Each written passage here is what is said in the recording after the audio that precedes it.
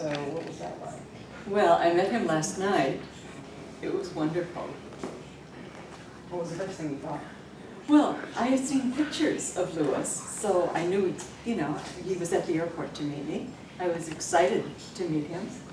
It was a huge, wonderful hug. He asked me immediately if I remembered him 62 years ago. And my memory is a little bit vague, except I remember the tallest one. We had 74 children at the hospital in those days. And it was very, very important that Louis work with me, become a model for all of the students. I'm excited about physical therapy and its future. I've had a great career. I came in at a time where there was a lot of opportunity, but there's a paradigm shift going on, I think, in the entire minds of all the people right now. I think the future is very, very exciting. I think we've come to the point where individuals are finally going to understand that the doctor is not responsible for their health, that they are. And there's enough science out there now that we can all understand what our role is. These people will be able to help. They'll have a huge opportunity to make a huge difference. Polio, and I was 17 the first week of my senior year in high school. I was in the Springdale Hospital for 2 weeks, at home 2 weeks, and then they opened up a bed for me at the Children's Convalescent Center in Jacksonville, Arkansas for physical therapy, because physical therapy in 1953 was not available to me in Northwest Arkansas. So I was sent to Jacksonville, which is on the outskirts of Little Rock, where the Little Rock Air Force Base is today. Well, I guess, what is it like for you to see this facility? Oh, it's mind-boggling. It's unbelievable. At Jacksonville, we had a table, some parallel bars, a metal hot tub, and some stretchy bands. That was about all that we had. And Corrine, she was the one that set up the physical therapy program at Jacksonville. She had just graduated from the University of Minnesota and had a lot of polio experience.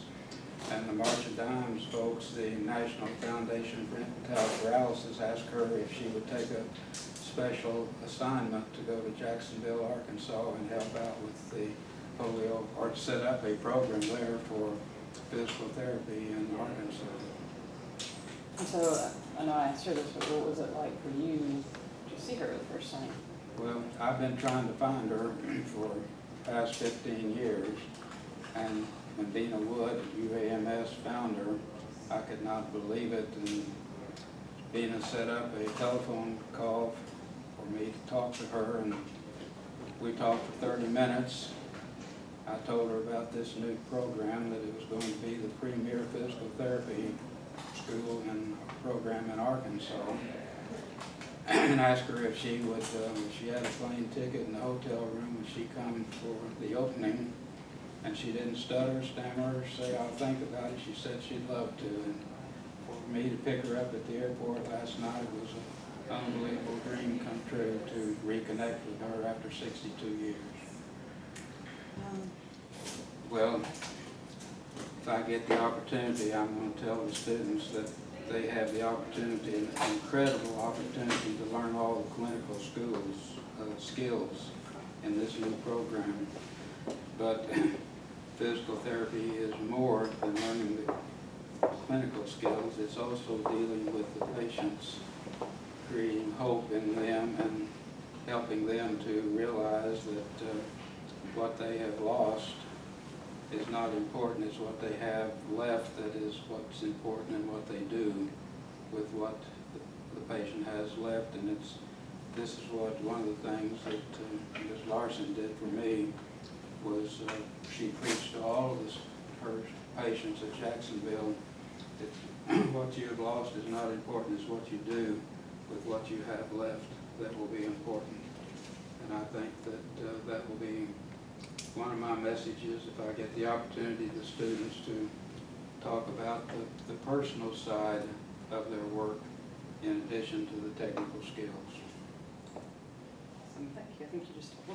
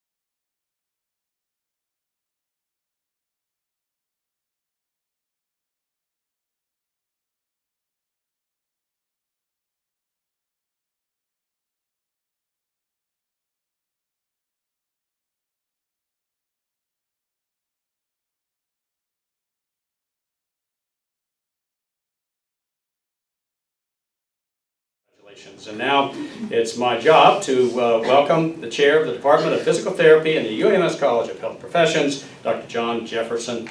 And he'll be followed by two very special people, Louis Epley and Corrine Larson.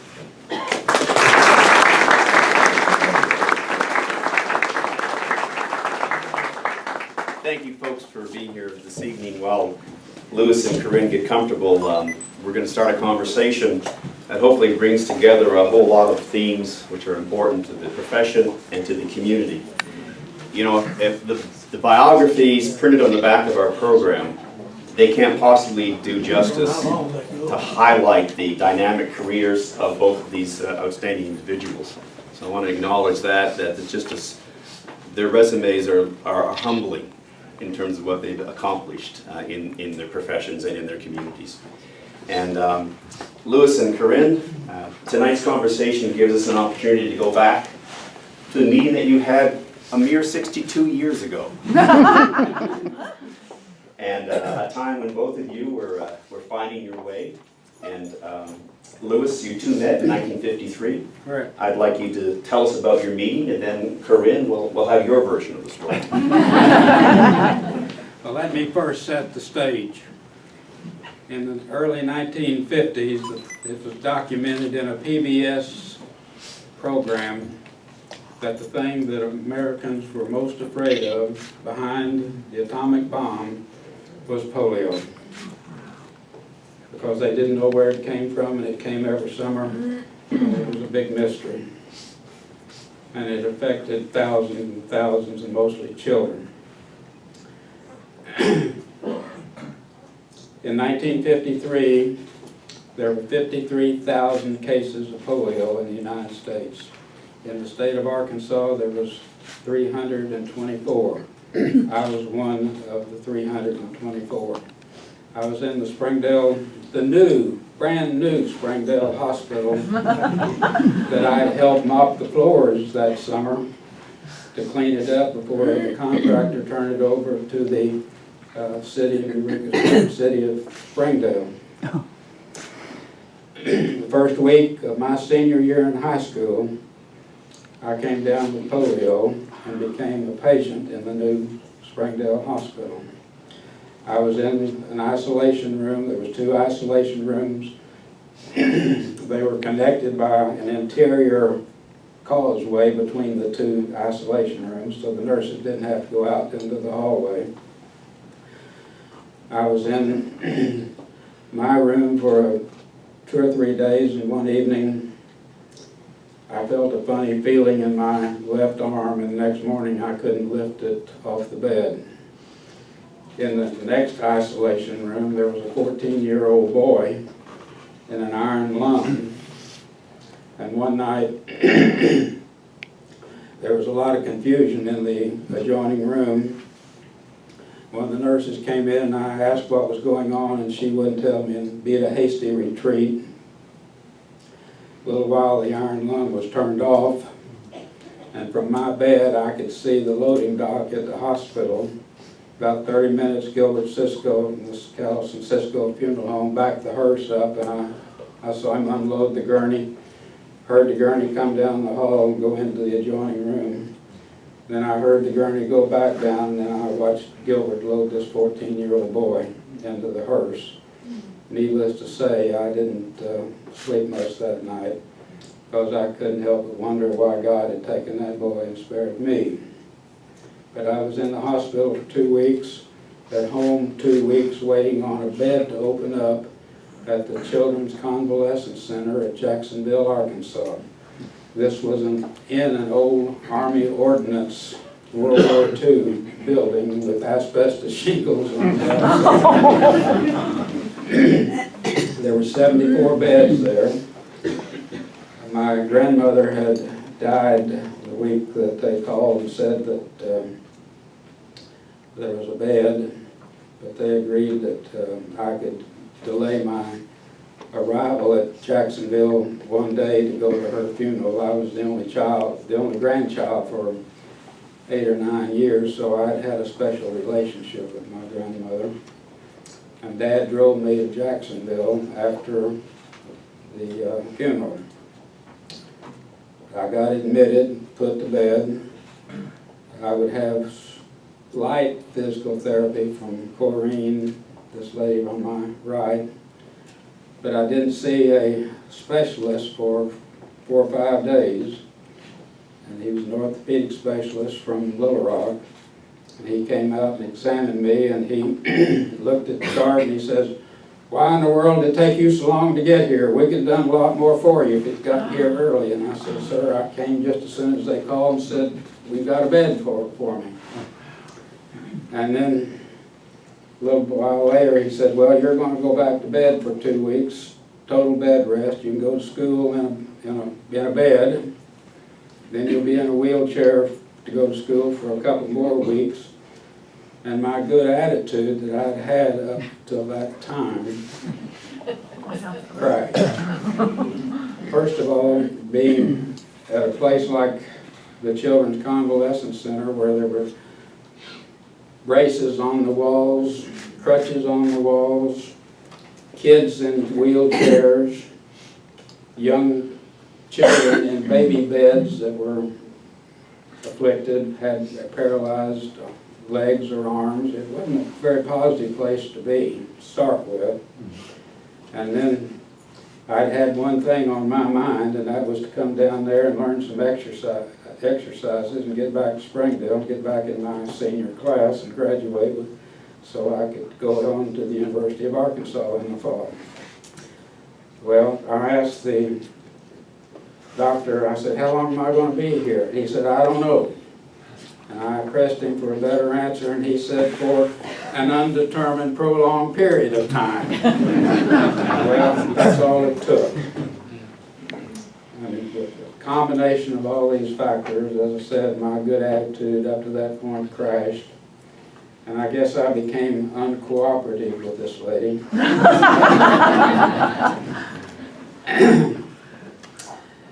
And after I'm going to digress here a minute, but after I started raising money or help raising money for the eradication of polio with Rotary, I was looking for an adjective to describe what I'm going to describe here in a minute. And this may be a bit of an exaggeration, but I'll tell you. Corrine came into my room one night in street clothes on her way home, and she was riding a bus back and forth to Little Rock, about 15 miles or so outside of Little Rock. And she proceeded to dress me down like a Marine drill sergeant. She said, "You ought to look around here. I can probably do more for you than I can anybody else. Most of all these other children and young people, I was the oldest one there at 17. And then there was a girl, 15, who was paralyzed from the waist down in both legs. She said, I can probably do more for you than anybody here if you'll just work with me. You need to be a cheerleader. You need to be a role model for all these other younger kids and children. They're all watching you to see what you do, and if you don't, then they'll mimic and copy what you do. And I need your help. I need you to be a role model and a cheerleader for all these other younger kids." And then she wound this up. I'll cut it short. She wound this up by saying, "If you don't want to work with me, if you don't want my help, why don't you pack your bags in the morning and go home and open up the bed for somebody who does want my help and who will work with me?" Well, needless to say, she got my attention. I didn't sleep much that night, but by morning I had decided that I ought to get with the program, become a role model for all these younger kids, be an encourager, and I'll give you one example of how I became an encourager and a role model. There was a 10-year-old African-American boy from West Memphis, Arkansas, that they had found in the alleys of West Memphis, propelling himself with his elbows in the alley. He was paralyzed in both legs from the waist down. They had ordered braces for him like Franklin Roosevelt had. And I was in school one day and they came down to physical therapy and said, "You're needed in physical therapy." And I said, "What's the problem?" They said, "There's no problem, but the Jack of Diamonds," that was the young boy's nickname, has his braces on. He's standing in the parallel bars, but he won't try to walk until you come down to watch him and cheer for him. So I got down there and he had the prettiest set of white teeth you ever saw in your life. And when he saw me come in the room, he smiled from ear to ear and made an effort to walk in the parallel bars. So that's my version of the story.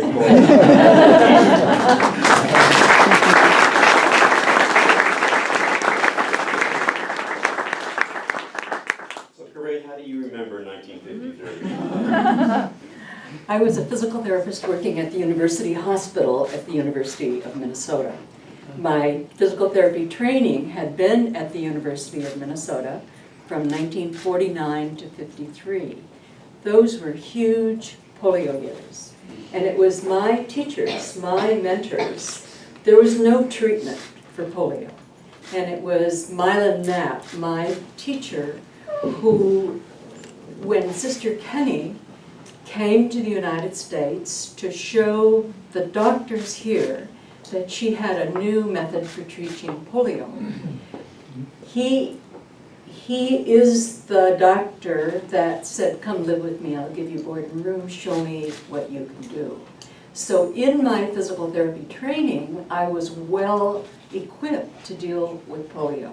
For the entire 4 years, we were used as students and treating polio. So I'm not going to talk about the polio here, but one day I got a letter from the National Foundation for Infantile Paralysis, and it asked if I was willing to take a temporary assignment to go to Jacksonville Convalescent Children's Hospital in Arkansas and set up a polio treatment center.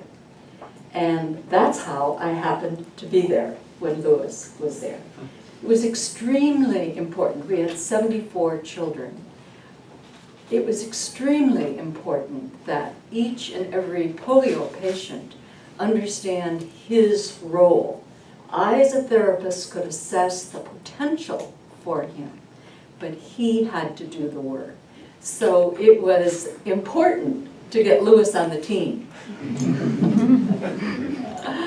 Loved my time. I won't take your time to tell you that, but I'm a Yankee when I'm sent to a segregated hospital. So I have stories that go on and on about what I learned.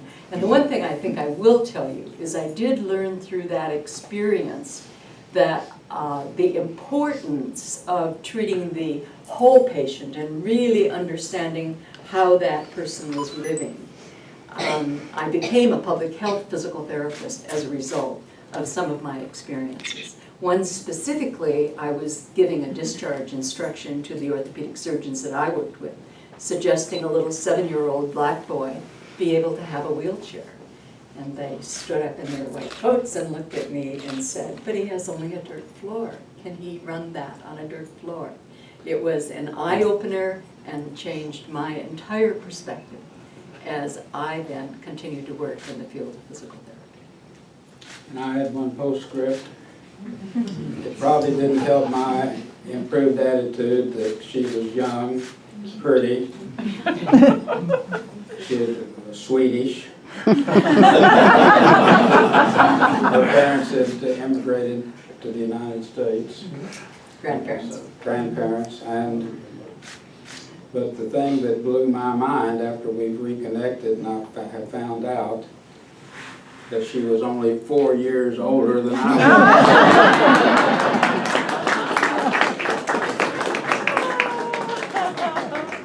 was. Lewis, when we first met, you told me you always wanted to meet your physical therapist. Yes. Why?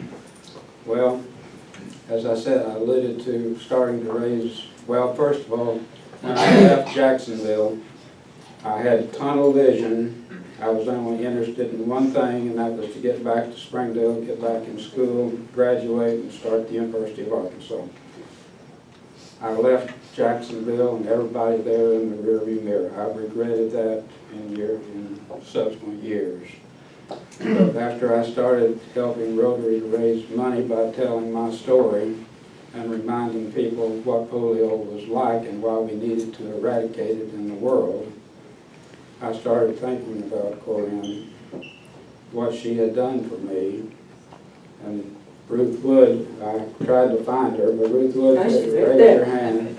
She was a retired physical therapist in Texas, was a new client of mine in Eureka Springs. And when I found out that she was had retired from physical therapy, I asked her if she could help me find this lady. Well, she ran her traps, checked with the folks in Arkansas, and they had no record of her. And everybody concluded that she must have been sent in on a special assignment for a limited period of time and then left. So I thought that I wanted to find her, to thank her in some way for what she had done for me by giving me an attitude adjustment when I badly needed it and set me back on course. But, and I was disappointed that I couldn't find her, and my computer skills back then weren't very good. So I didn't think I'd ever find her, but she was found. And Corrine, what did you think when somebody called you saying, remember 62 years ago? That is the way it was. And I got an email from the University of Arkansas Health Sciences program about 2 months ago, maybe 2.5 months ago. Was it January or early February? Saying that some young man that I had treated 62 years ago wanted to say thank you. And they included papers that I recognized. It was me. What does this say to all of you? It's like our lives continue to unfold. We have no idea how we are impacting others. So I feel like I'm sitting in this bubble, in this fairy tale story, and loving it. But we met last night at 10:30 for the very first time. And today I've been a guest at this new program, learning and being so excited about the vision that you have for this program. Corrine, do you have any advice for our students? Oh, I do. When I entered the field, it was the beginning of rehab, and lots of opportunities were there that would use my talents. And I believe that we are on the cusp now of the next paradigm shift. I really believe that every one of these students is going to be part of a huge shift where the people that they're working with are finally understanding that chronic disease is a lifestyle issue, finally understanding that the doctors can't cure them, that this is the time that we as individuals stand up and learn how to remove the disease from our lives. It's an extremely exciting time, and looking at these students is exciting for me. Louis, do you have anything you'd like to say to our students? I sure do. I'm going to ask them to look at a wall hanging on the left side of the door when you come in from the hallway.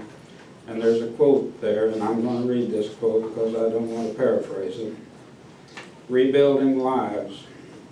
Physical therapy is more than rebuilding bodies.